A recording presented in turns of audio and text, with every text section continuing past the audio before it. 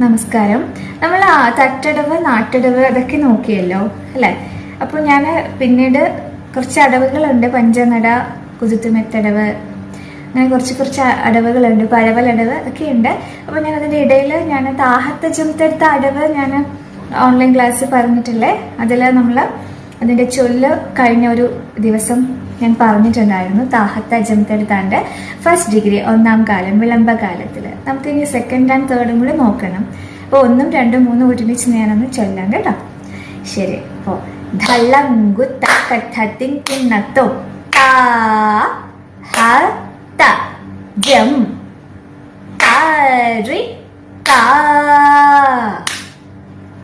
ജം താരി ജഗ താരി